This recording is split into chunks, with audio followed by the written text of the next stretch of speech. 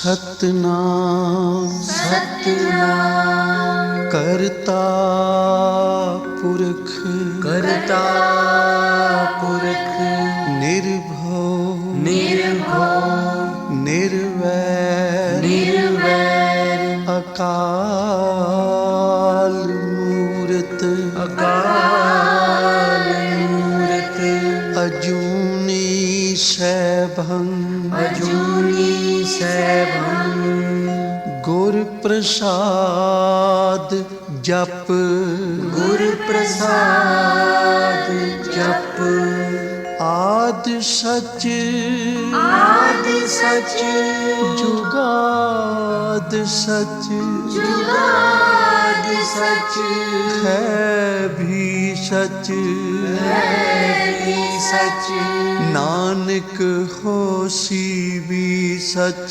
नानक होसी भी सच नानक होसी भी सच नानक होसी भी सच।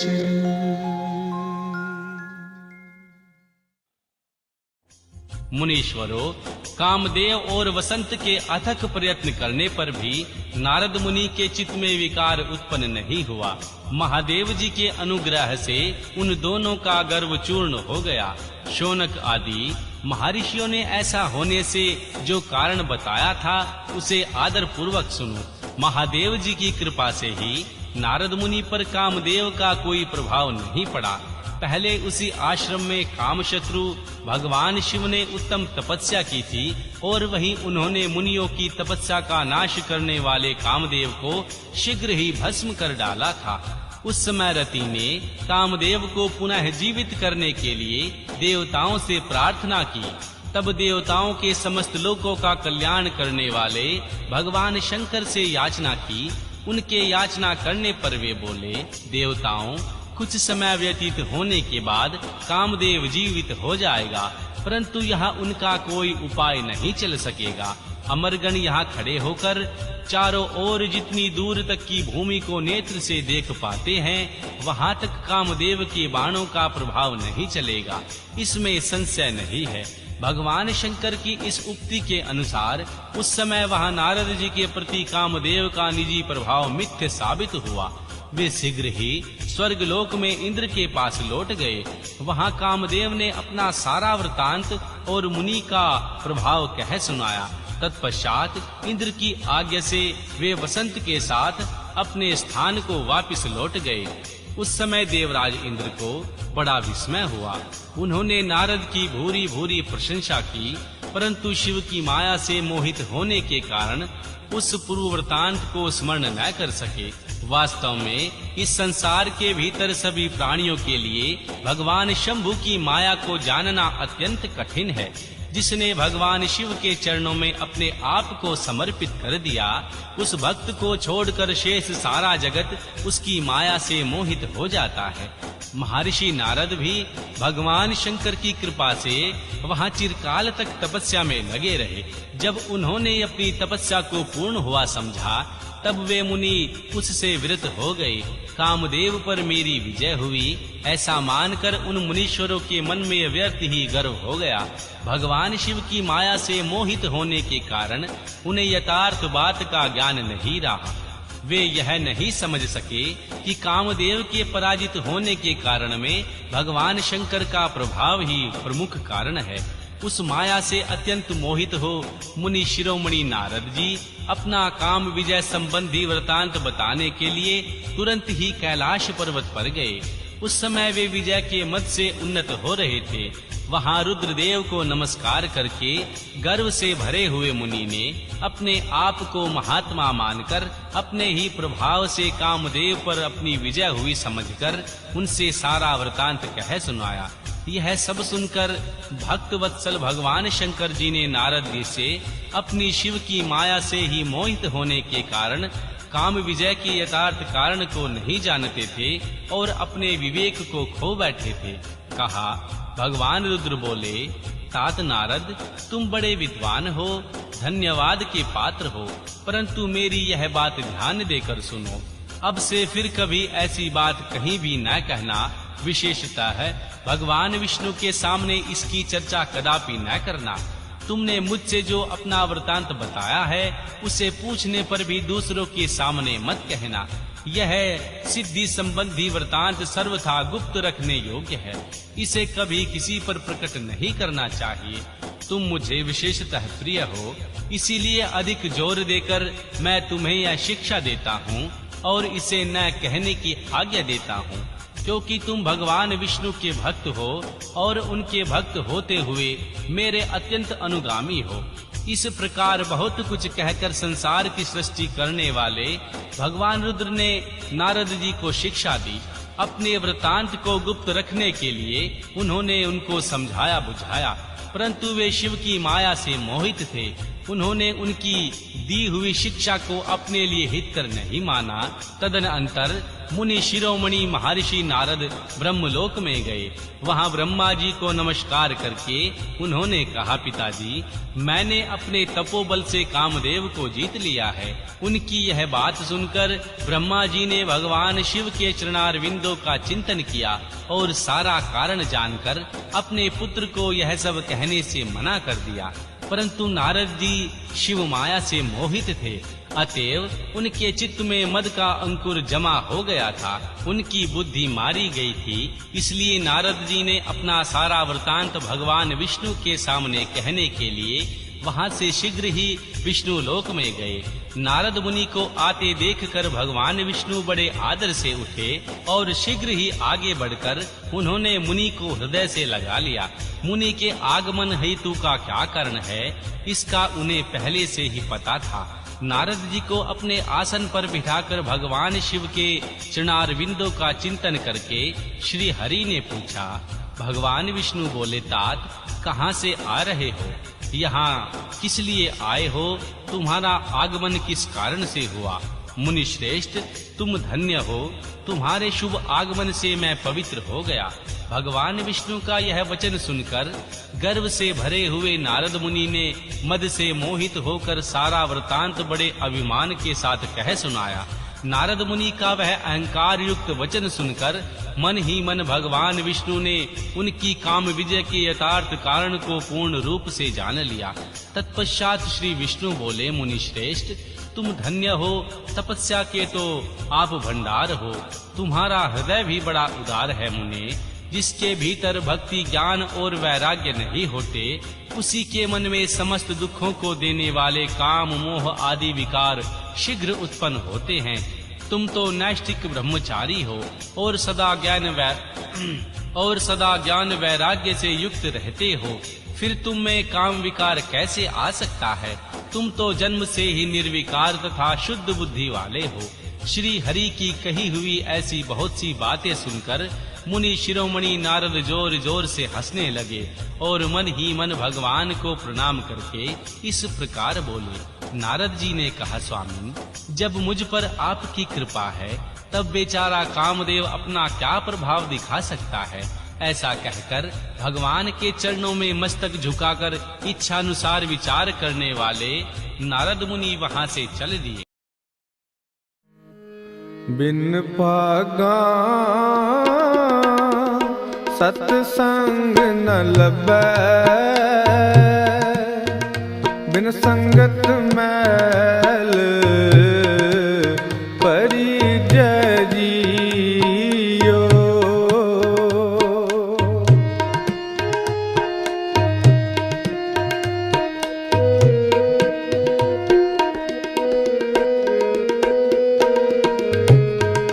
बिन पागा सत्संग न लबै, बिन संगत मैल परिजय जियो।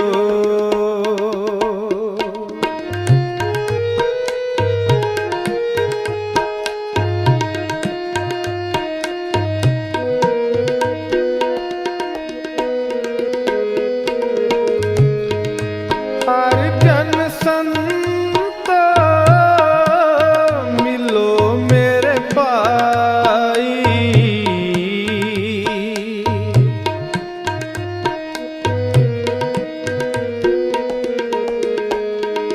ਹਰ ਜਨ ਸੰਤ ਮਿਲੋ ਮੇਰੇ ਭਾਈ।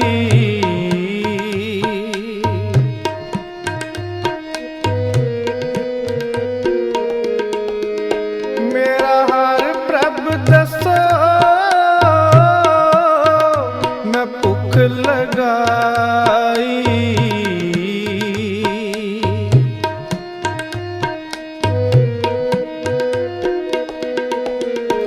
ਮੇਰਾ ਹਰ ਪ੍ਰਭ ਦੱਸੋ ਮੈਂ ਭੁੱਖ ਲਗਾਈ। ਮੇਰੀ ਸ਼ਰਧਾ ਪੂਰ ਜਗ ਜੀਵਨ ਦਾਤੇ। ਮਿਲ ਹਰ ਦਰਸ਼ਨ ਮਨ ਪੀਜੈ ਜੀਓ। ਬਿਨ ਭਾਗਾ ਸਤ ਸੰਗ ਨ ਲਭੈ। ਬਿਨ ਸੰਗਤ ਮੈਲ ਪਰਿਜੈ ਜੀਓ। ਬਿਨ ਭਾਗਾ ਸਤ ਸੰਗ ਨ ਲਭੈ। ਬਿਨ ਸੰਗਤ ਮੈਲ ਪਰਿਜੈ ਜੀਓ।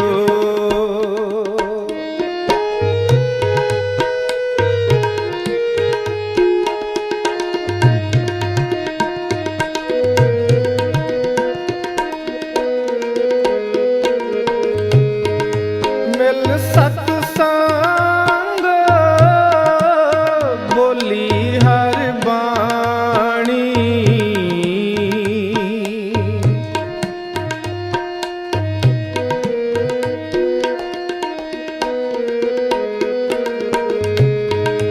ਮਿਲ ਸਤ ਸੰਗ ਬੋਲੀ ਹਰ ਬਾਣੀ।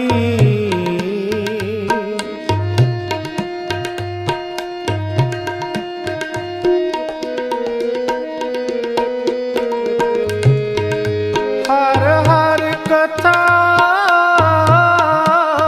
ਮੇਰੇ ਮਨ ਭਾਣੀ।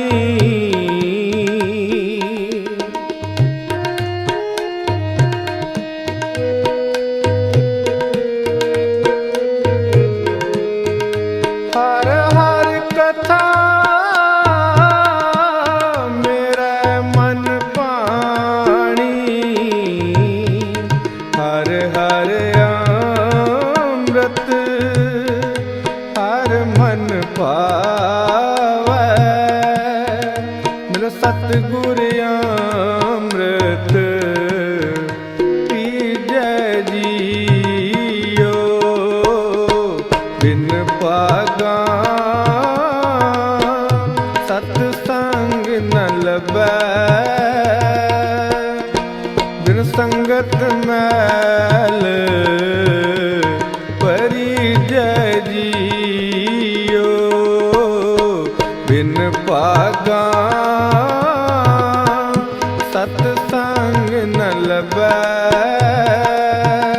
ਬਿਨ ਸੰਗਤ ਮੈਲ ਪਰਿਜੈ ਜੀਓ।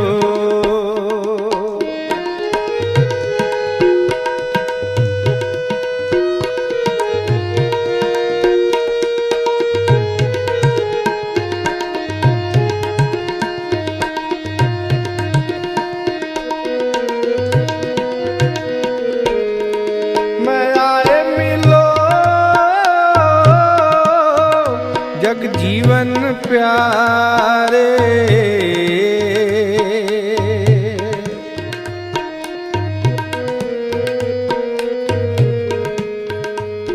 ਵੱਡ ਭਾਗੀ ਹਰ ਸੰਗਤ ਪਾਵਹਿ।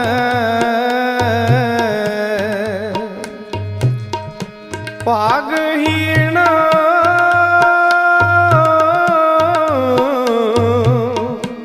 ਭ੍ਰਮ ਚੋਟਾਂ ਖਾਵਹਿ। ਬਿਨ ਭਾਗਾ ਸਤ ਸੰਗ ਨਾ ਲਭੈ।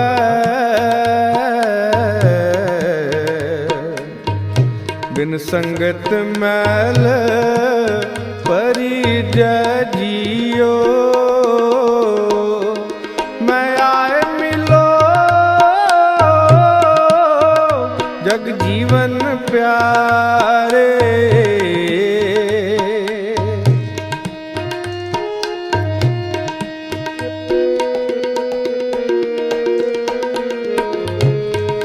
मैं आए मिलो जग जीवन प्यारे।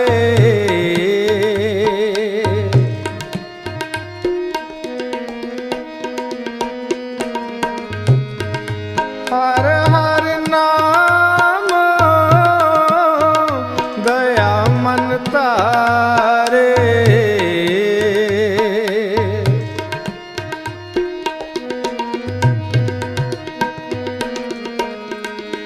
हर हर नाम दया मन तारे। गुरमत नाम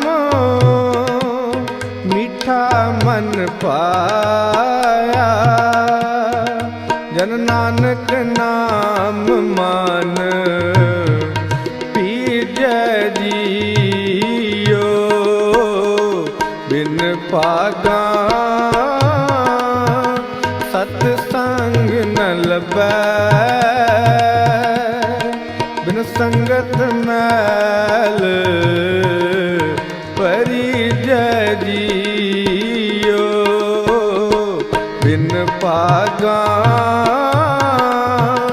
सतसंग न लभै। बिन संगत मैल परिजय जियो। बिन संगत मैल परिजय जियो। जियो।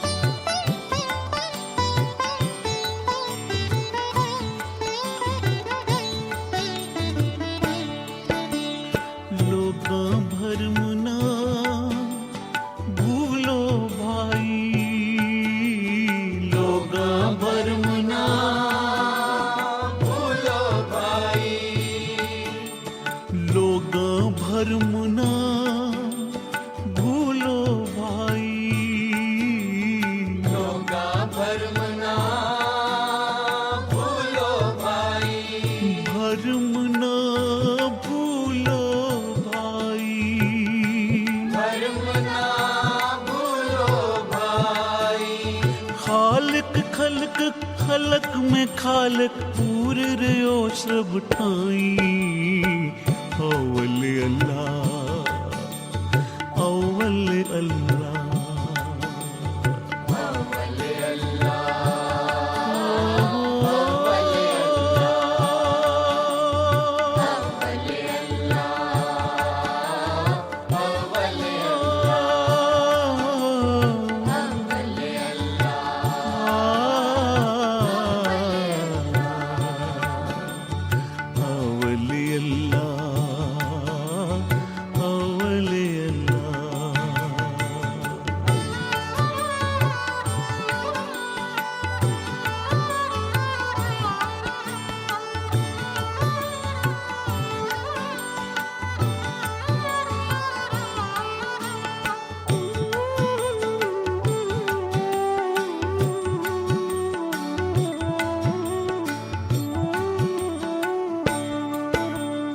माटी एक अनेक भांत कर माटी एक अनेक भांत कर साजी साजन हारे साजी साजन हारे ना कछ पोच माटी के भांडे ना कछ पोच माटी के भांडे ना कछ पोच कुंबारे अव्वल अल्लाह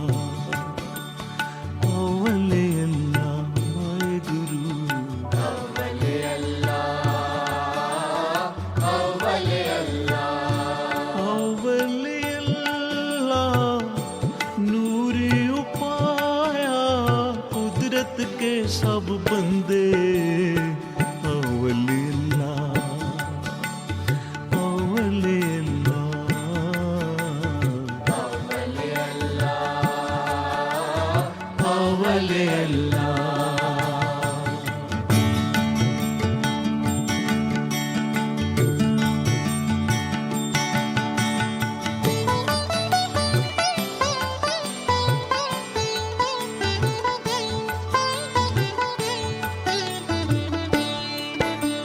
सब में सच्चा एको सोई सब में सच्चा एको सोई तिसका किया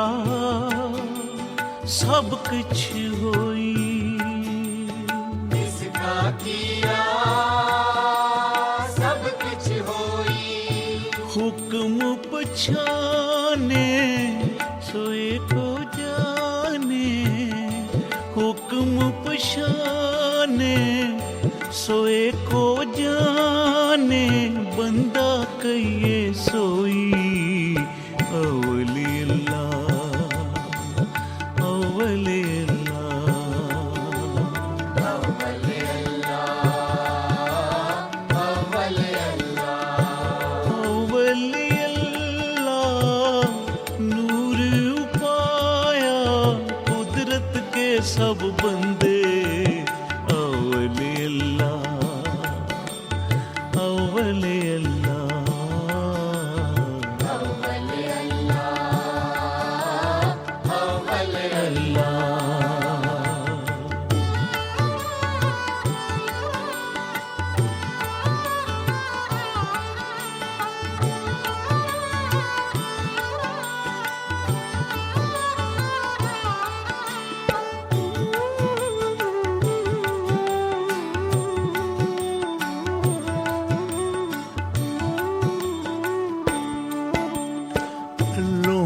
लखना जाई लखया अल्लो अलखना जाई लखया गुर गुड़ दीना मीठा गुड़ गुड़ दीना मीठा अल्लो अलखना जाई लखया अल्लो अलखना जाई लखया गुर गुड़ दीना मीठा गुड़ गुड़ दीना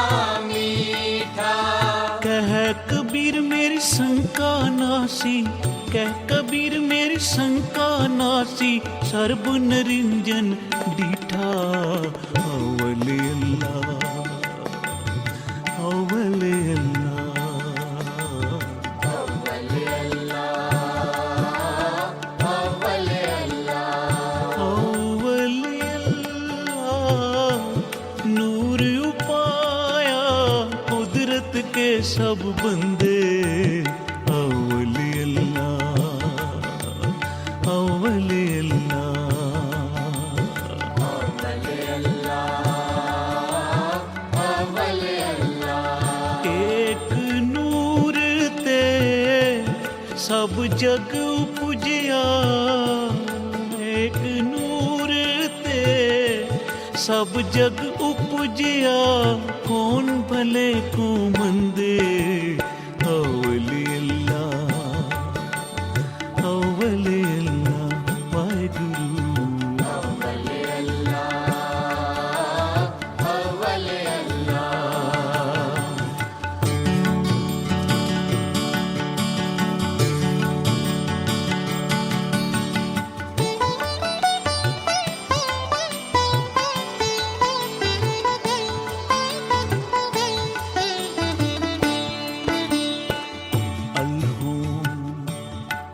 अलख न जाई लखिया, गुर गुड़ दीना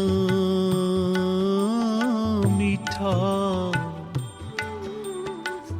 कह कबीर मेरी शंका नासी, सर्ब निरंजन डीठा। सगल बनस्पत में बेसंतर, सगल दूध में घिया। ऊंच नीच में जोत समानी, घट घट माधो जिया। संतो घट घट रहा, संतो घट घट रहा समायो। पूरन पूर रयो सर्ब में, जल थल मैयल आयो। गुण निधान नानक जस गावे, सतगुर भरम चुकायो। सर्ब निवासी सदा अलेपा, सब में रया समायो, सब में रया समायो। अवले अल्लाह, अवले अल्लाह, अवले अल्लाह, अव्वल अल्लाह, अवले अल्लाह। नूर उपाया कुदरत के सब बंदे। अवले अल्लाह, अवले अल्लाह, वाहेगुरु। अव्वल अल्लाह, अव्वल अल्लाह। सबे घाट राम बोले, सबे घट राम बोले।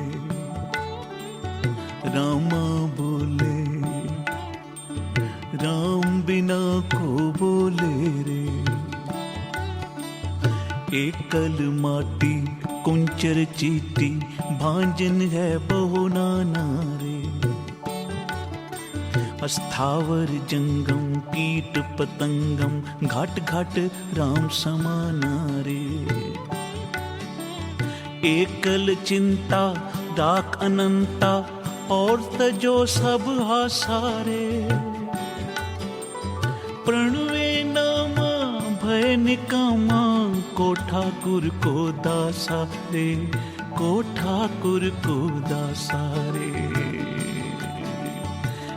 एक नूर ते सब जग उपजिया, कौन भले को मंदे। अवले अल्लाह, अवले अल्लाह, अव्वल अल्लाह, अव्वल अल्लाह। वाहिगुरु। अवले अल्लाह,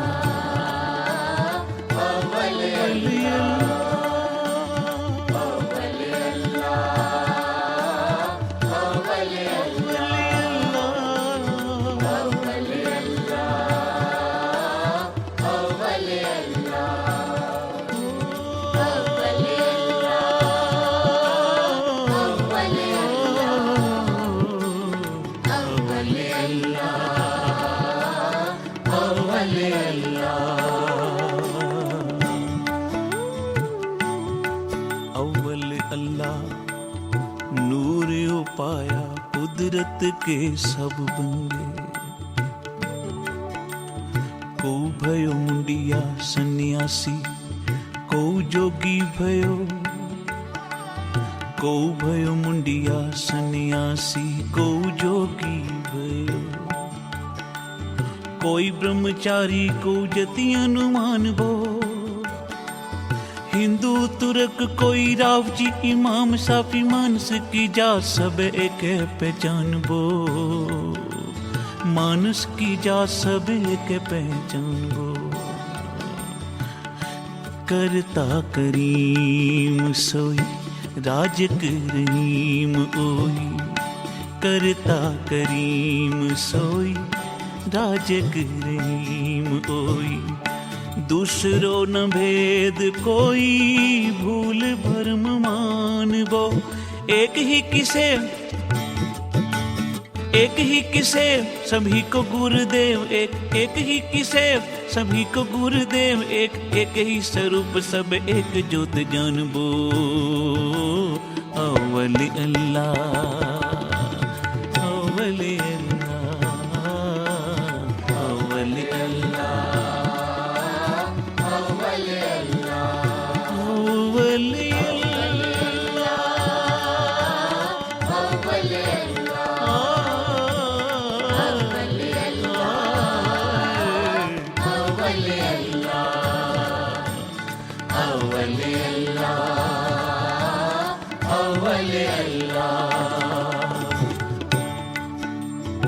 अव्वल अल्लाह नूर उपाया, कुदरत के सब बंदे।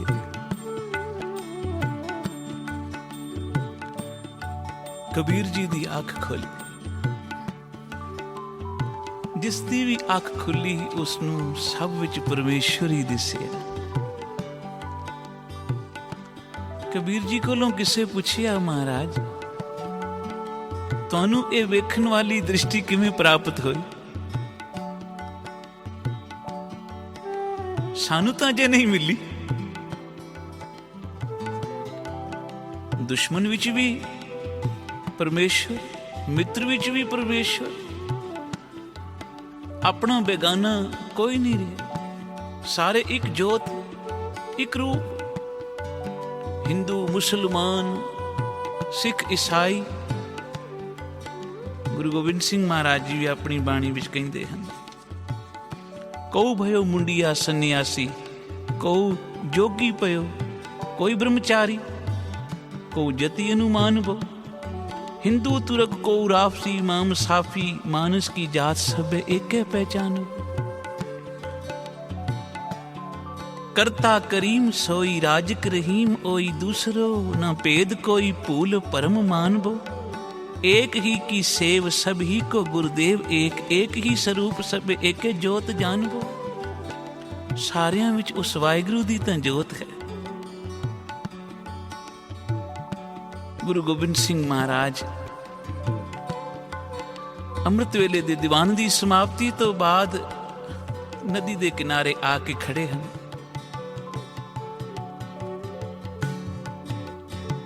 क्या देखिया? क्योंकि जदों अमृत वेले कोई आके इन्हां पानी दी लहरां नूं वेखदा है तां विच बड़े परमेश्वर दे रंग नजर आउंदे। साहब खलोते जल दियां लहरां नूं निहार रहे हैं। क्या देखिया? एक मनुख, एक इंसान पानी विच रुड़दा जा रहा है, बहंदा होया जा रहा है, पुकार कर रहा है, मैनू कोई बचाओ, मैनू कोई बचाओ। साहब देख रहे हैं नदी दे तट ते एक पासे एक हिंदू इशनान कर रहे।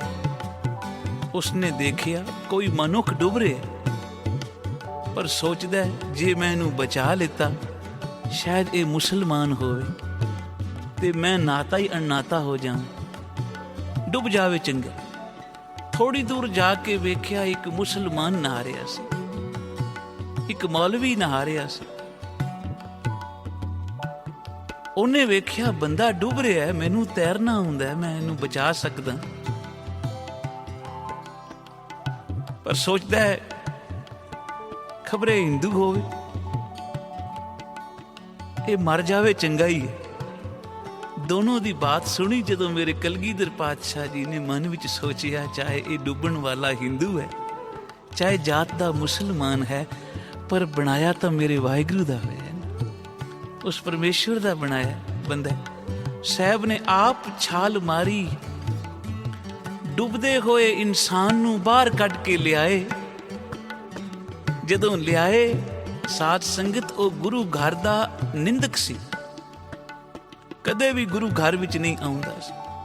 ਪਰ ਜਦੋਂ ਉਸਨੇ ਵੇਖਿਆ ਕਿ ਗੁਰੂ ਗੋਬਿੰਦ ਸਿੰਘ ਜੀ ਨੇ ਆਪ ਮੈਨੂੰ ਬਚਾਇਆ, ਨਾ ਮੈਨੂੰ ਹਿੰਦੂ ਜਾਤੀ ਦੇ ਮਨੁੱਖ ਨੇ ਬਚਾਇਆ, ਨਾ ਮੁਸਲਮਾਨ, ਉਹ ਜਾਤ ਪਾਤ ਦੇ ਵਿੱਚ ਹੀ ਪਏ ਹੋਏ, ਪਰ ਮੇਰੇ ਗੁਰੂ ਗੋਬਿੰਦ ਸਿੰਘ ਦੀ ਨਜ਼ਰ ਵਿੱਚ ਤਾਂ ਸਾਰੇ ਈਸ਼ਵਰ ਦਾ ਰੂਪ ਹਨ। ਸਾਧ ਸੰਗਤ ਬੋਲੋ ਸ੍ਰੀ। ਉਹ ਜਿਤਨਾ ਗੁਰੂ ਘਰ ਦਾ ਨਿੰਦਕ ਸੀ ਨਾ, ਉਤਨਾ ਸ਼ਰਧਾਲੂ ਹੋ ਗਿਆ। ਸਾਧ ਸੰਗਤ ਬੋਲੋ ਸ੍ਰੀ।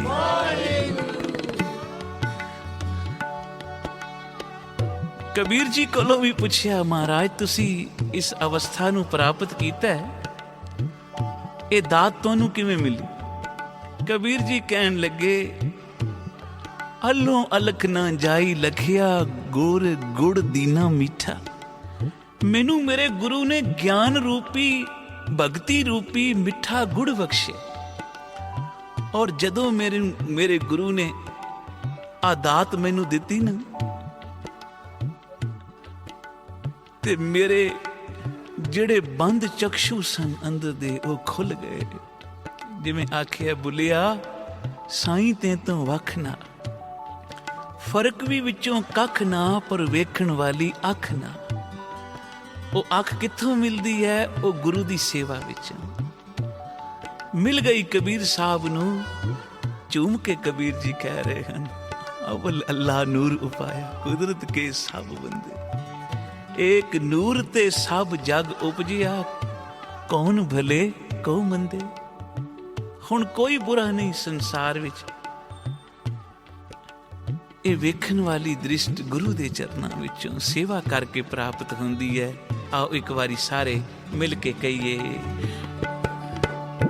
ਅਵਲੀ ਅੱਲਾ, ਅਵਲੀ ਅੱਲਾ, ਅਵਲੀ ਅੱਲਾ, ਅਵਲੀ ਅੱਲਾ,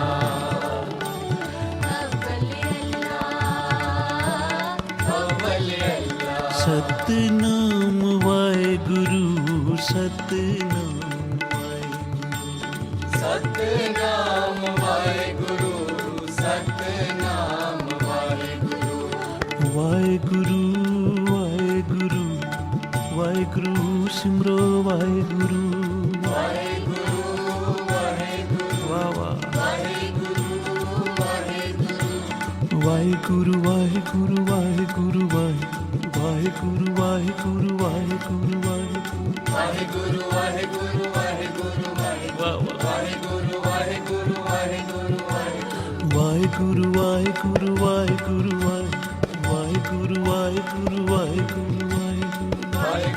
ਵਾਹਿਗੁਰੂ ਵਾਹਿਗੁਰੂ, ਵਾਹਿਗੁਰੂ ਵਾਹਿਗੁਰੂ ਵਾਹਿਗੁਰੂ, ਵਾਹਿਗੁਰੂ ਵਾਹਿਗੁਰੂ ਵਾਹਿਗੁਰੂ, ਵਾਹਿਗੁਰੂ ਤੂੰ ਹੀ ਵਾਹਿਗੁਰੂ, ਤੂੰ ਹੀ ਵਾਹਿਗੁਰੂ, ਤੂੰ ਹੀ ਵਾਹਿਗੁਰੂ, ਤੂੰ ਹੀ ਵਾਹਿਗੁਰੂ, ਤੂੰ ਹੀ ਵਾਹਿਗੁਰੂ, ਤੂੰ ਹੀ ਵਾਹਿਗੁਰੂ,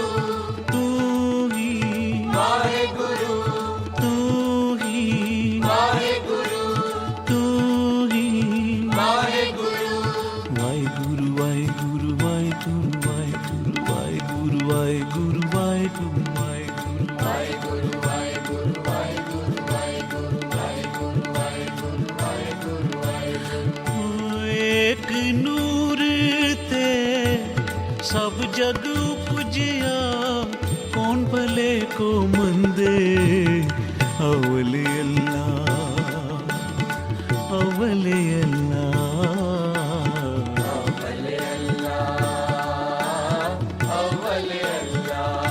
ਵਾਹਿਗੁਰੂ ਦੇ ਪਿਆਰਿਆਂ ਦੀ ਨਜ਼ਰ ਵਿੱਚ ਸਭ ਉਸ ਦਾ ਰੂਪ ਹਨ।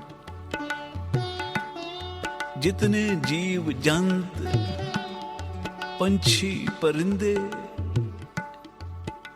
84 ਲੱਖ ਜੂਨ ਵਿੱਚ ਉਹਨਾਂ ਨੂੰ ਵਾਹਿਗੁਰੂ ਦਿਸਦਾ।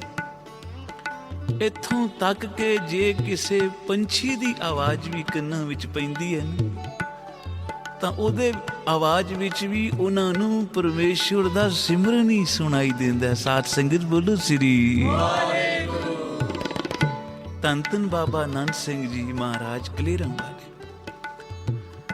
ਆਪ ਸ਼ਾਮ ਨੂੰ ਸੈਰ ਕਰਦੇ ਹੋਏ ਇੱਕ ਬ੍ਰਿਖ ਦੇ ਥੱਲੇ ਆ ਕੇ ਖਲੋਤੇ। ਸੇਵਕ ਨਾਲ ਸੀ। ਬ੍ਰਿਖ ਦੀ ਟਹਿਣੀ ਤੇ ਬੈਠੀ ਘੁੱਗੀ ਬੋਲ ਰਹੀ ਸੀ, ਗੁੱਗੂ ਕੂ ਗੁੱਗੂ ਕੂ। ਬਾਬਾ ਜੀ ਸੇਵਕ ਨੂੰ ਪੁੱਛਣ ਲੱਗੇ ਵੀ ਘੁੱਗੀ ਕੀ ਬੋਲਦੀ ਹੈ?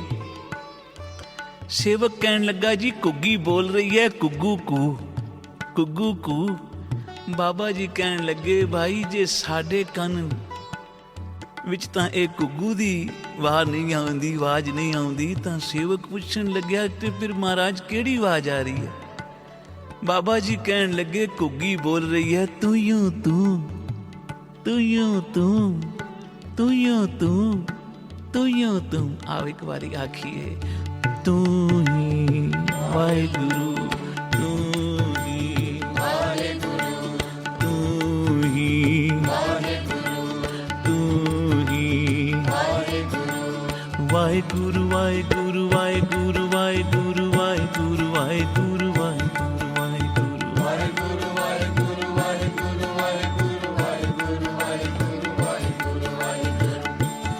एक नूर ते सब जग उपजिया कौन भले को मंदे अवले अल्लाह अवले अल्लाह अवले अल्लाह अवले अल्लाह गुरु अवले अल्लाह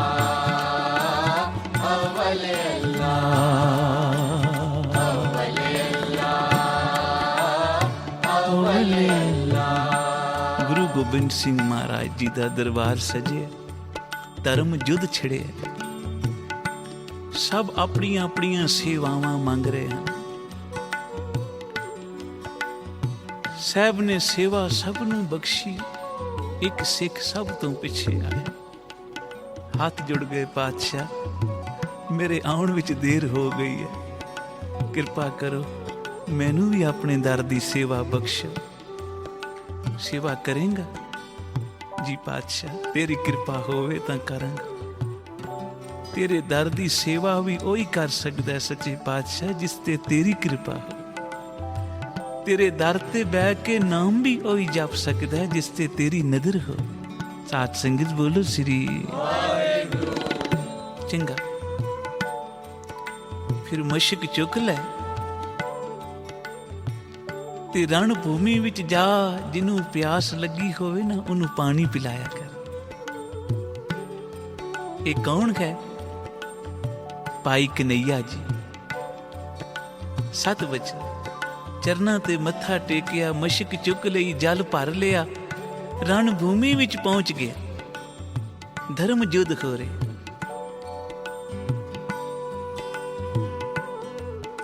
ਮਸ਼ਕ ਮੋਢੇ ਤੇ ਸਿੱਖ ਦਸਮੇਸ਼ ਜੀ ਦਾ ਬਿਨਾਂ ਵਿਤਕਰੇ ਪਾਣੀ ਪਿਲਾਈ ਜਾਂਦਾ।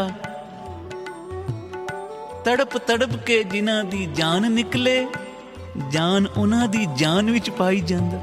ਸਾਧ ਸੰਗਤ ਬੋਲੋ ਸ੍ਰੀ ਵਾਹਿਗੁਰੂ। ਦੇਖ ਰਿਹਾ ਹੈ ਭਾਈ ਕਨਈਆ, ਜਿੱਥੋਂ ਪਾਣੀ ਦੀ ਆਵਾਜ਼ ਆਉਂਦੀ ਹੈ ਦੌੜ ਕੇ ਜਾ ਰਿਹਾ, ਉਹਦੇ ਮੁਖ ਵਿੱਚ ਪਾਣੀ ਪਾ ਦਿੰਦਾ। ਸਿੱਖ ਨੇ ਵੇਖਿਆ ਹੈ ਭਾਈ ਕਨਈਆ ਸਾਡਾ ਬੰਦਾ ਤੇ ਮੁਸਲਮਾਨ ਨੂੰ ਪਾਣੀ ਪਿਲਾ ਰਿਹਾ, ਦੁਸ਼ਮਣ ਨੂੰ ਪਾਣੀ ਪਿਲਾ ਰਿਹਾ। ਗੁਰੂ ਗੋਬਿੰਦ ਸਿੰਘ ਜੀ ਨੂੰ ਸ਼ਿਕਾਇਤ ਹੋ ਗਈ, ਮਹਾਰਾਜ ਭਾਈ ਕਨਈਆ ਬੁੱਕਲ ਦਾ ਸੱਪ ਹੈ। ਬੁੱਕਲ ਦਾ ਸੱਪ ਉਹਨੂੰ ਕਹਿੰਦੇ ਨੇ ਜਿਹੜਾ ਉੱਪਰੋਂ ਆਪਣਾ ਬਣੇ ਤੇ ਵਿੱਚੋਂ ਦੁਸ਼ਮਣਾਂ ਦਾ ਹੋ। ਮਹਾਰਾਜ ਮੈਂ ਆਪਣੀ ਅੱਖੀ ਵੇਖਿਆ, ਬੜੀ ਮੁਸ਼ਕਿਲ ਨਾਲ ਅਸੀਂ ਇੱਕ ਮੁਸਲਮਾਨ ਨੂੰ ਜ਼ਖਮੀ ਕਰਕੇ ਗਿਰਾਇਆ ਤੇ ਭਾਈ ਕਨਈਆ ਨੇ ਉਹਦੇ ਮੂੰਹ ਵਿੱਚ ਪਾਣੀ ਪਾ ਕੇ ਉਸ ਨੂੰ ਸੁਚੇਤ ਕੀਤਾ।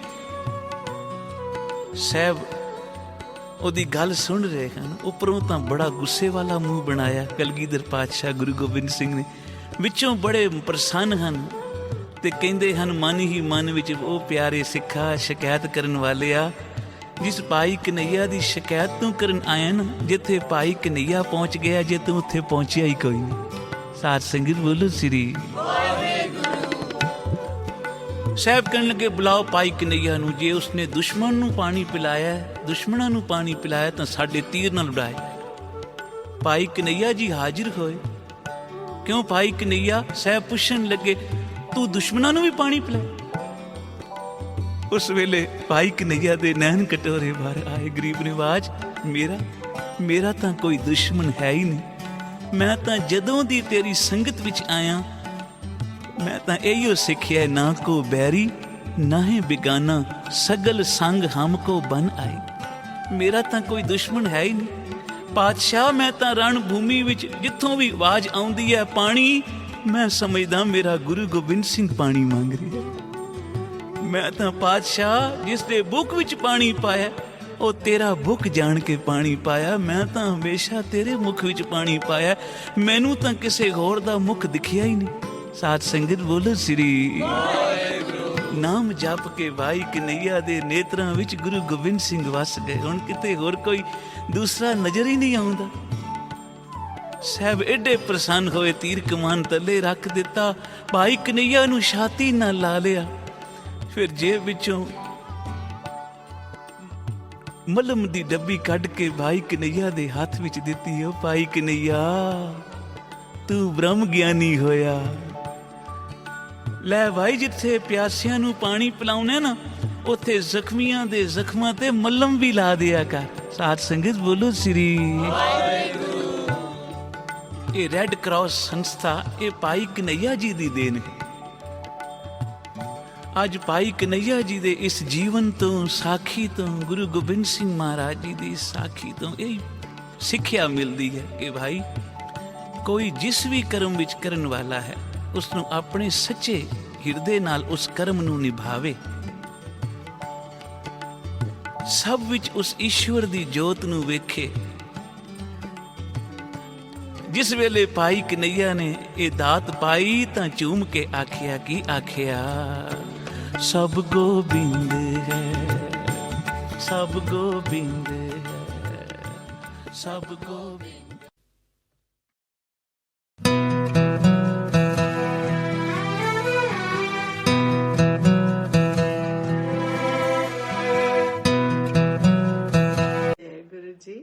जय गुरु जी। गुरु जी अक्सर बोलते थे अगे टाइम बड़े माड़े आ रहे हैं, टामे टामे दीवा जलेगा। किसी को बोलते थे लड़की की शादी कर दो, किसी को बोलते थे छोटी छोटी 14, 15, 16 या किसी एक की शादी हुई तो अच्छा हम दूजी दा भी ब्याह कर दे। सो यू नो, हमारी बड़ी बेटी की शादी हुई, आशीर्वाद जब लेने अगले दिन पहुंचे, मतलब शादी के अगले दिन भी गए तो दो गुरु जी कहते हुण दूजी दा ब्याह कर दे। सो ही ऑलवेज वांटेड कि बच्चे अच्छे से सेटल हो जाए, परिवार जो हैं वो सुखी हों, परिवार इकट्ठे मिलकर सारे परिवार जो हैं वो गुरु जी के साथ जुड़े। जब मंदिर में आते थे तो भी लगता था गुरु जी को कि सारा परिवार आए। हालांकि ये है संगत जी कि गुरु जी के साथ अगर परिवार के 4 मेंबर हैं तो चारों का बिल्कुल अलग अलग रिश्ता, चारों का बिल्कुल अलग अलग कनेक्शन। सो उसके भी सत्संग हैं। वैसे तो कहते हैं ना, हर जो चैलेंज है वो एक अपॉर्चुनिटी भी होती है। हर चुनौती एक अवसर है अपने आप को सुधारने का, अपने आप से बात करने का। यही गुरुजी चाहते थे। कैसे चाहते थे? गुरुजी बोलते थे अपनी सोच बदलो, पॉजिटिव सोचो, अपनी सोच बदलो। अक्सर गुरुजी ये बात बोलते थे। आपको तो ये तो पता है कि गुरुजी कोई डिस्कोर्स नहीं करते थे। ऐसा होता नहीं था कि भाई सारे लोग बैठे हैं तो गुरुजी कोई डिस्कोर्स करेंगे, लेकिन वन ऑन वन जो बात करते थे या 4-6 लोग बैठे हुए हैं तो उनके बीच में जो गुरुजी बात करते थे, तो उससे मैं कोट कर रही हूँ कि अक्सर गुरुजी अक्सर बोलते थे कि पॉजिटिव सोचो, अपनी सोच बदलो।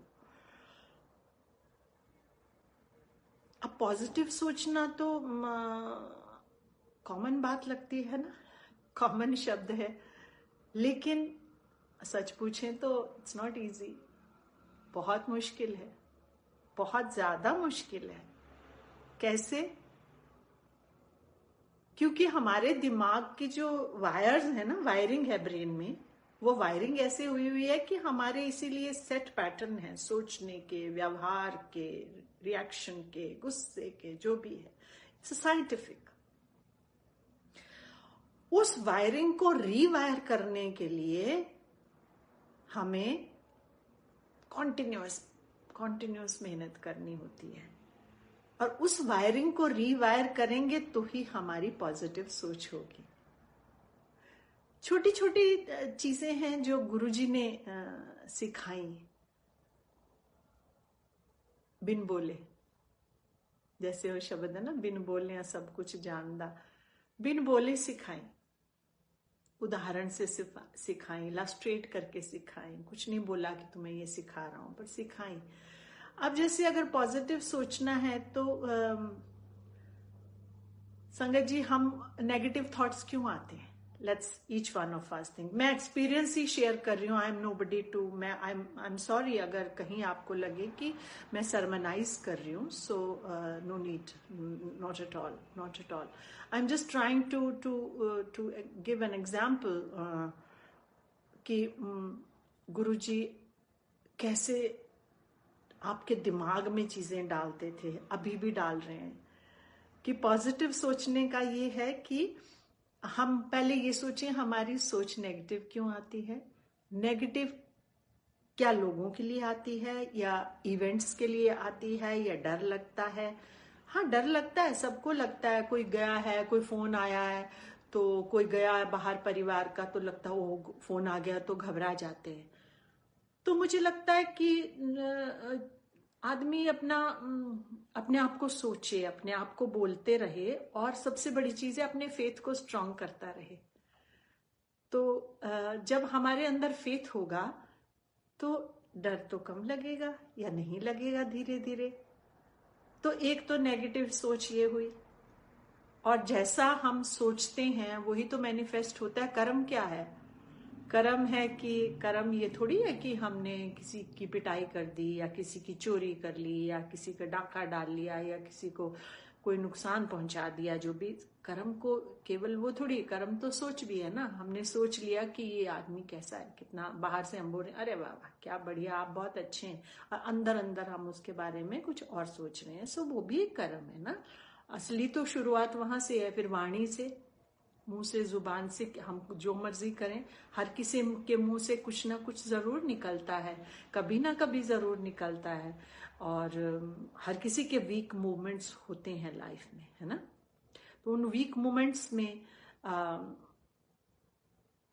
आपके मुंह से ऐसा कुछ निकलता है कि जिससे दूसरे को दुख हो, तो वो कर्म है। तो हर क्षण पे कर, और सबसे बड़ी चार अपने अंदर घमंड, अपना अहंकार, वो एक और कर्म है। तो हर पॉइंट के लिए गुरुजी की एक बात है, उनका एक शब्द है। जैसे पॉजिटिव सोचा और अपनी सोच बदलो। दूसरा ये है कि आप अपना दूसरे के पास क्या है, दूसरे को क्या मिला है, हम उस पे ध्यान न दें। हम बिल्कुल उस पे ध्यान न दें। वो कैसे हो पाएगा? देखिए, उसके लिए मुझे हो सकता है मैंने पहले भी ये सत्संग शेयर किया हो कि या मेरी थॉट आई है कि दूसरे को क्या मिला है और आपको क्या मिलता है, इसको कैसे स्वीकार करना है। जब हम स्वीकार कर लेते हैं तो अपने आप सोच पॉजिटिव होने लगती है।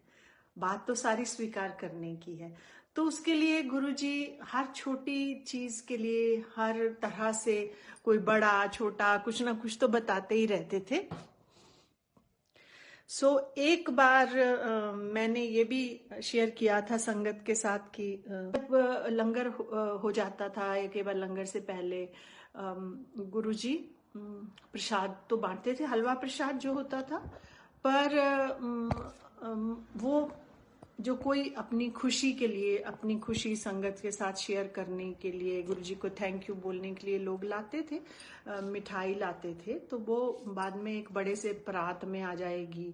कोई लड्डू लाया, कोई बर्फी लाया, कभी कोई नहीं लाया, जैसे भी, मतलब उसका कोई वो नहीं होता था, है ना। अब लाए तो वो बंटने लगी। अब किसी को बर्फी नहीं चाहिए, उसको लड्डू चाहिए, लेकिन आगे उसके जो है जो कोई है वहां तक बर्फी खत्म हो रही है तो उसको लगता है कि नहीं अब तो मेरी बारी में तो लड्डू आएंगे। लेकिन जब उसकी बारी आती, गुरुजी यूं देखते हैं, हाथ का लड्डू छोड़ के बर्फी उठा के दे देते हैं। तो मुझे लगता है ये एक छोटी चीज है लेकिन बहुत बड़ी ट्रेनिंग है। ये गुरुजी का इशारा है कि जो तेरे मन में है, जो तुझे चाहिए, तुझे लड्डू चाहिए पर मैं तुझे बर्फी दे रहा हूं। ऐसा थोड़ी कि गुरुजी को पता नहीं, उनको सब पता है। उसके कितने सत्संग हैं, को सामने हो ये थोड़ी पता। जो आप ऑफिस में क्या करते हैं गुरुजी हमें वो बता देते थे सब सत्संग संगत के सामने, and you may be embarrassed, पर गुरुजी बोलते थे। तो वो हमें रियलाइज करने के लिए कि तुम जहां भी हो, कहीं भी हो, मैं हर जगह तुम्हें देख रहा हूं। अगर बोल नहीं रहे हैं तो इसका मतलब ये नहीं, कई बार बोलते थे, कई बार नहीं भी बोलते थे। तो संगत जी, अब बर्फी आपको मिली, आपको लड्डू नहीं मिला, तो वो स्वीकार करना है ना। तो वो स्वीकार जब हम करते हैं तो हमें पॉजिटिविटी आती है, तो हमें फेथ आता है कि नहीं कोई बात नहीं, इट्स एक्सेप्टेंस। उससे क्या हुआ, और इससे बड़ी सारी चीजें जुड़ी हुई हैं। इससे गुरुजी ने हमें उन सारे वहमों से निकाला जो पहले जो भी थे। आई डोंट से कि कर्मकांडी या बड़े पंडित वाले घर में थे हम लोग, या जहां बहुत ट्रेडिशनल चीजें होती थी, नहीं, लेकिन कोई भी वहम आ जाता है ना, हर किसी के मन में वहम आते हैं। तो गुरुजी कुछ ऐसा करते हैं कि वो आपके अंदर से वहम निकाल लें, है ना। और वो कहते थे किसी का भला कर्म करने को, क्या किसी का भला करो, किसी का बुरा मत करो, हो सके तो भला।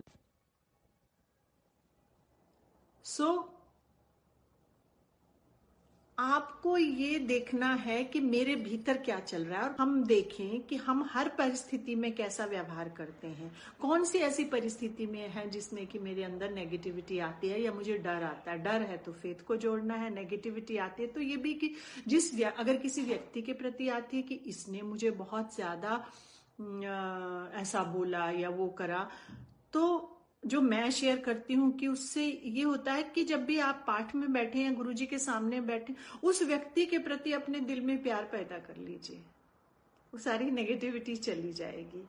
आपका उसके प्रति वो दुख भी चला जाएगा। या हर्ट है, किसी ने आपको कुछ बुरा बोला है, तो आप बोलेंगे, आपको लगेगा थोड़े समय के बाद आपका उधर ध्यान ही नहीं जाता कि उसने ऐसा भी बोला था।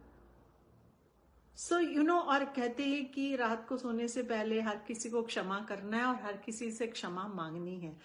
तो गुरुजी ये कहते थे कि आप रब को लो डरो नहीं, हाँ ये भी, और रब नु प्यार करो। जब आप प्यार शब्द को अपने अंदर बढ़ाते हैं, मैनिफेस्ट करते हैं, और अगर हम गुरुजी को प्यार करते हैं तो हम गुरुजी संगत को गुरु रूप मानते हैं, तो हम संगत से भी प्यार करते हैं। और गुरुजी को वो बहुत अच्छा लगता था, बहुत अच्छा लगता था कि आप संगत के साथ जुड़े हैं। बोलते थे हेलो हेलो हेलो हेलो करो जी।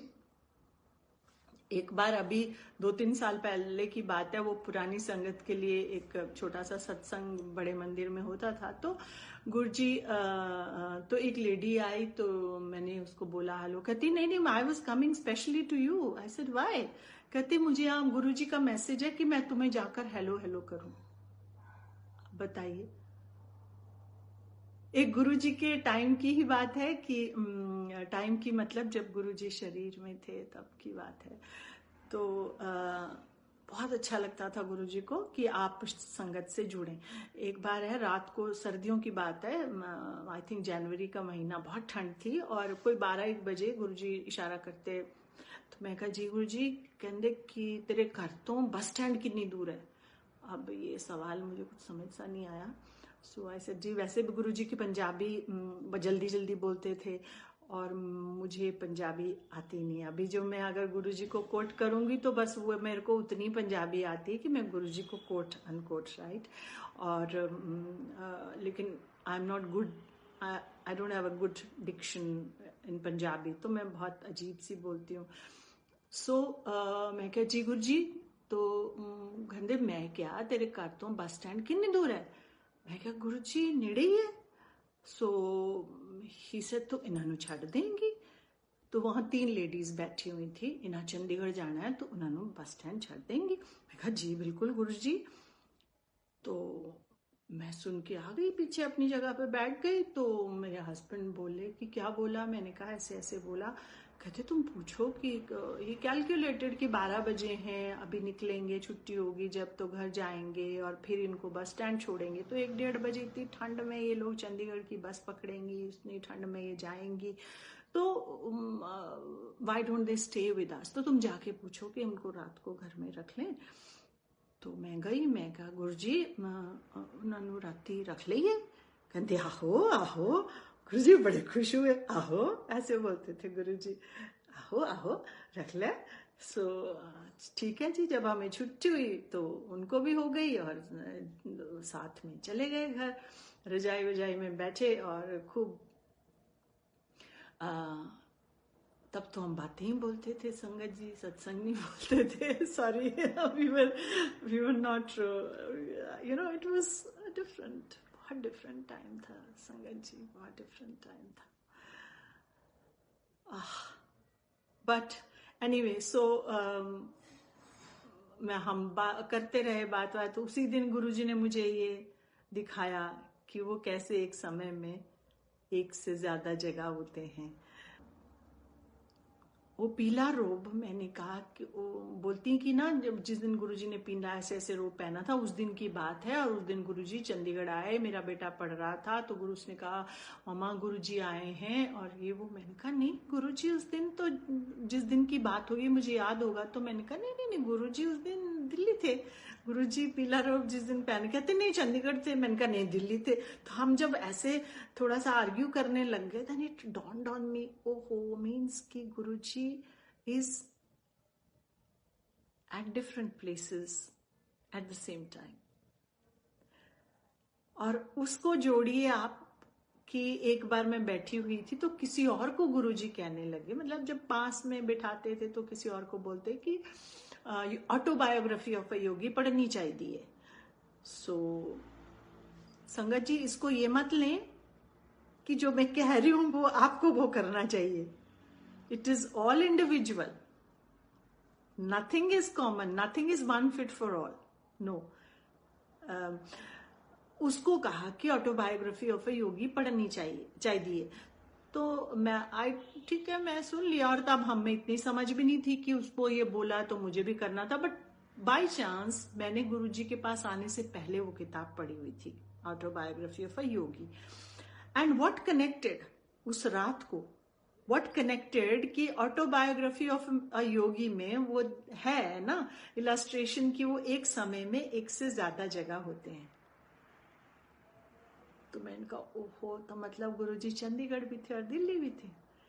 और वैसे भी जब गुरुजी ना आसन पे बैठे होते थे तो कभी यूं यूं करके यूं करते थे अक्सर गुरुजी अपने आईब्रो को। और अगर आप सच उनको बड़े देखें, मायने देखते रहो, और तो हमने देखना ही कहाँ होता था, गुरुजी को ही तो देख रहे होते थे ना।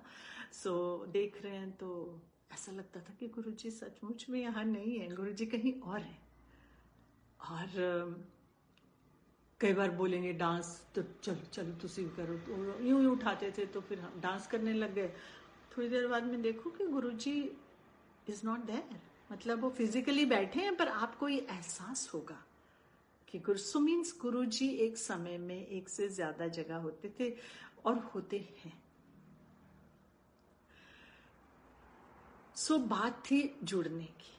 अच्छा जी, तो उससे जब बातें हुई, अगले दिन सुबह उनको भिजवाया, वो तो बस स्टैंड चले गए, मैं तो ऑफिस चली गई सुबह। शाम को फिर हम गुरुजी के पास पहुंच गए।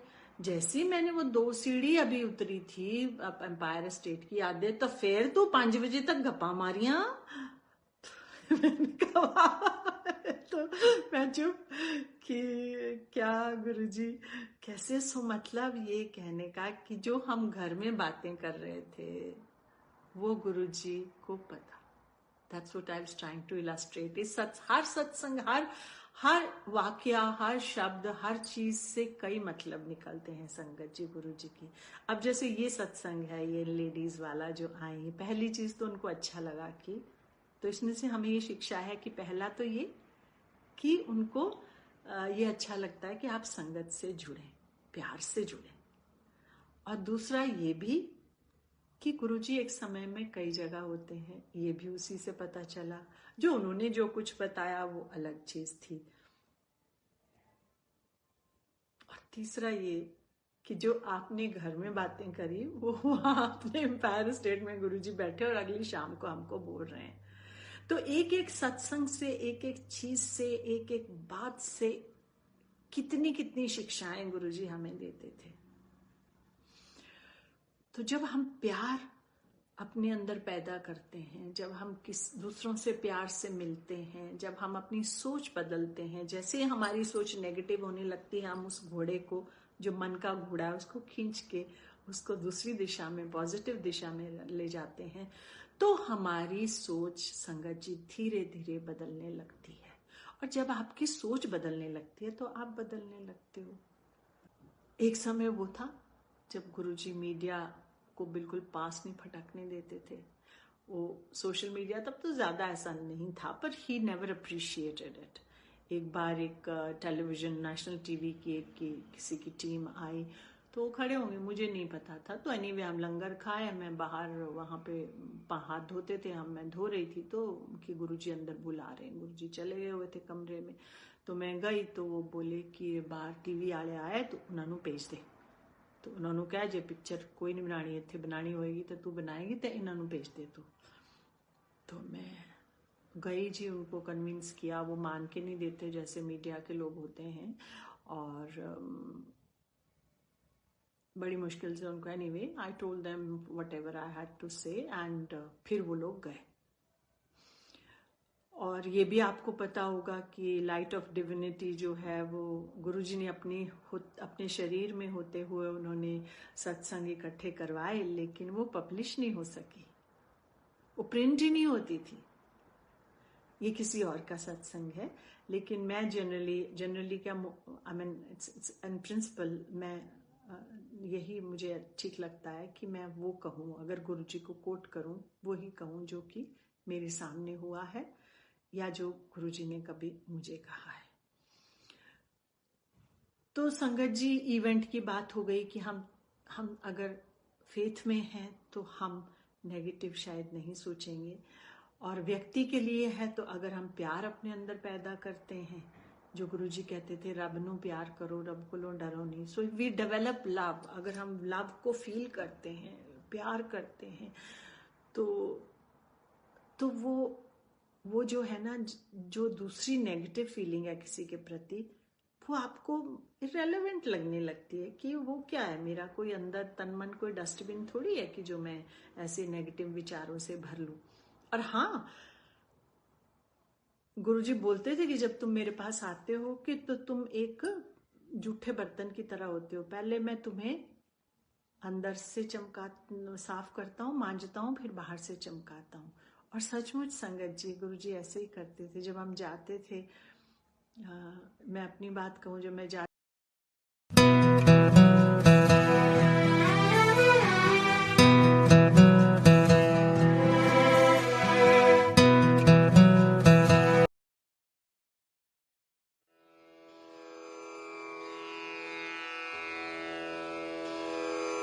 गुरु जी की।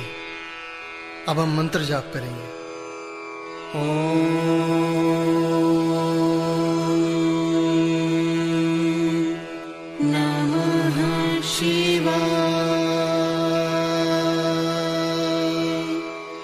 शिव जी सदा सहाय। ओम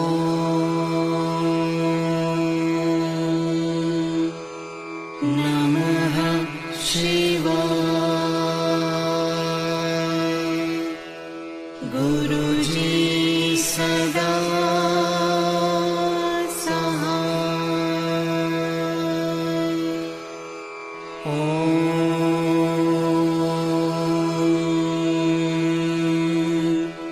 नमः शिवाय। शिव जी सदा सहाय। ओम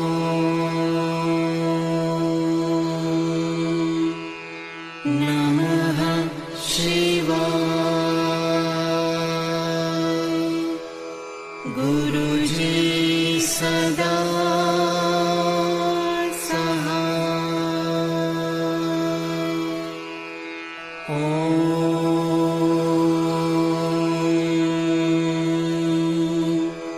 नमः शिवाय। शिव जी सदा सहाय। ओम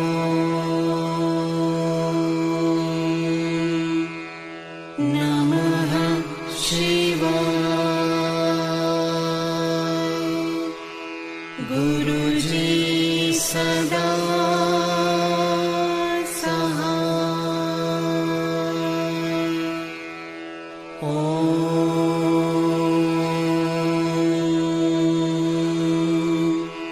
नमः शिवाय। शिव जी सदा सहाय। ओम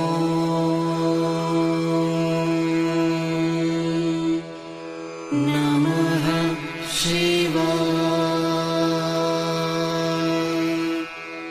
गुरुजी सदा सहाय। ओम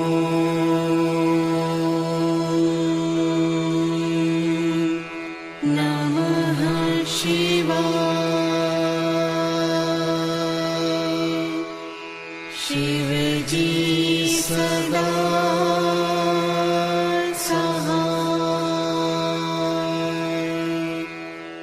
ओम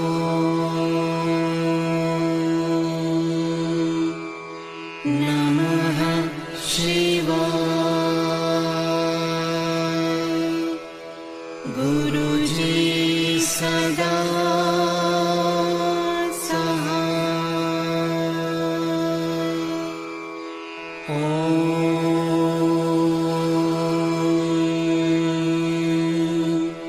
नमः शिवाय। शिव जी सदा सहाय। ओम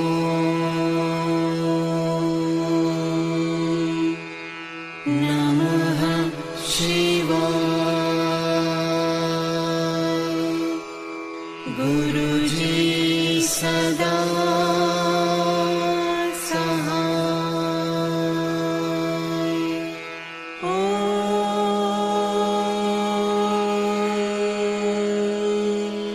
नमः शिवाय। शिव जी सदा सहाय। ओम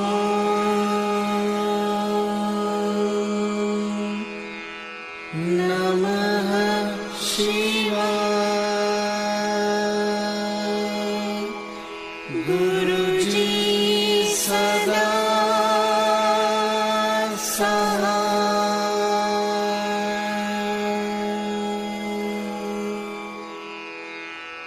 जय गुरु जी की।